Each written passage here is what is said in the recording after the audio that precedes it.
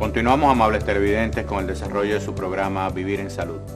En este segmento vamos a conversar con la doctora Yovanka Abreu, quien es médico cardióloga, ecocardiografista, y miembro del equipo de cardiología del Hospital General de la Plaza de la Salud, a propósito de la conmemoración del Día Mundial del Corazón. Doctora, gracias por estar con nosotros. Muchísimas gracias por la invitación, doctor Mejía. Siempre las conmemoraciones se hacen con un propósito muy puntual, y sobre todo en el caso del Día del Corazón, donde son las enfermedades cardiovasculares. Debo decir que eran, son y serán la principal causa de morbo y mortalidad a nivel mundial en la población, por lo cual esto reviste una importancia capital a la cual ponerle atención. Esta celebración consiste en qué, cuáles son las actividades y cuál es el propósito.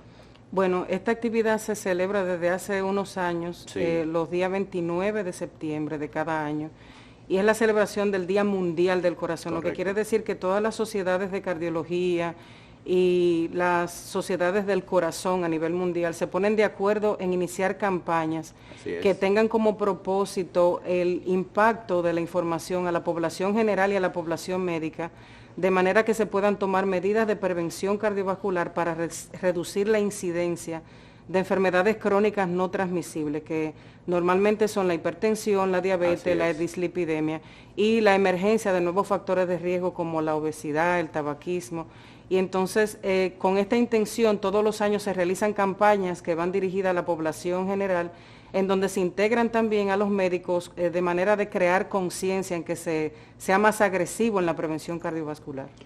A nivel de nuestro país, ¿cuáles son los planes, cuáles son las actividades que hay pendientes de realizar con miras a acercarnos a conseguir este propósito? Bueno, anualmente, cuando se celebra el Día Mundial del Corazón, desde el inicio de septiembre se van realizando actividades que son dirigidas a la población no médica necesariamente y médica también.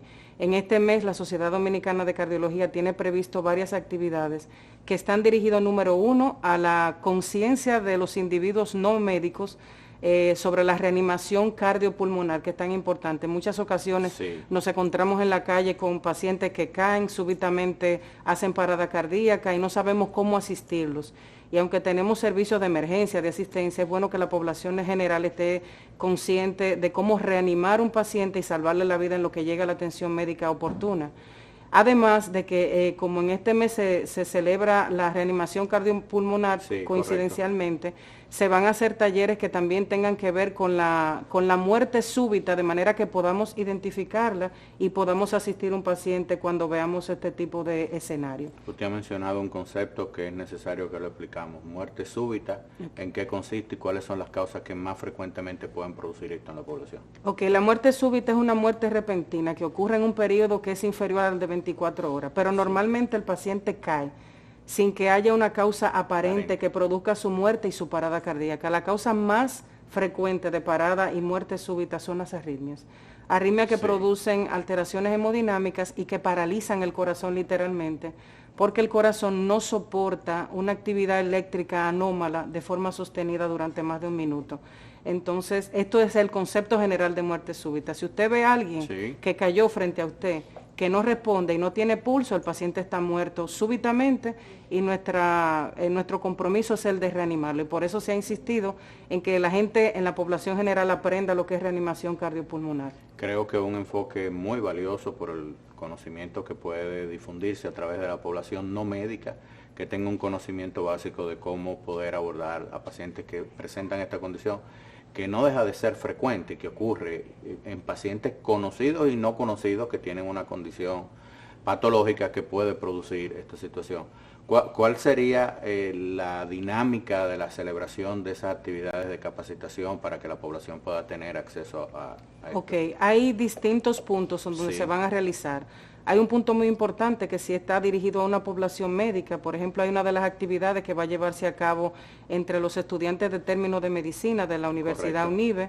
Hay otras que va a ser dirigido a periodistas, donde se va a hacer un foro en donde va a haber una reunión que se va a discutir por una electrofisióloga, la doctora Carmen Encarnación, que va a hablar un poquito de muerte súbita, y el doctor Smester, que va a ser el que va a participar en el entrenamiento o en el abordaje de cómo deben tratarse estas muertes súbitas en el paciente en el que uno pueda detectar que ha ocurrido esto. Y se van a hacer actividades en diferentes momentos del mes, semanales prácticamente, hasta que se complete el mes completo, para llevarlo tanto a la población médica como a la población no médica que necesite estar preparado ante este evento. Muy bien, debo agregar que en el Hospital General de la Plaza de la Salud se estará celebrando una actividad similar para pacientes y familiares, además de la parte médica. Finalmente, doctora, recomendación a la población, a la clase médica muy importante y a los pacientes ya conocidos, qué hacer para controlar su condición y evitar que aparezcan nuevas condiciones o que aparezcan situaciones de esa naturaleza. Bueno, como decía al principio, con relación al Día Mundial del Corazón, sí, la intención es que se reduzcan los factores de riesgo cardiovascular, tanto para la población ya enferma como para la población sana que tiene algún riesgo cardiovascular asociado a factores adquiridos o a factores genéticos. Correcto. Entonces la intención principal es que se puedan reducir todos estos factores que son modificables. La edad y la raza no lo es, la genética tampoco, pero se pueden modificar los hábitos alimenticios, la actividad física rutinaria, el abandono del hábito tabáquico, el consumo de alimentos saludables, la reducción del consumo excesivo de alcohol, que aunque se recomiendan porciones moderadas de alcohol, sí, debe reducirse significativamente la cantidad, y además un factor que es muy importante y que ha afectado muchísimo la salud cardiovascular de la población general y sobre todo en los jóvenes, que es el control del estrés. Entonces el estrés se ha convertido en un trigger de los jóvenes y de los adultos. Y de los adultos en sentido general, pero los jóvenes por lo que más están desarrollando enfermedad cardiovascular a temprana edad, asociada a los otros factores de riesgo que había mencionado anteriormente, está el estrés. Y el manejo del estrés es una de las cosas que se hace más difícil para el médico, porque normalmente tiene que surgir una conducta dentro del paciente para que pueda controlar esto.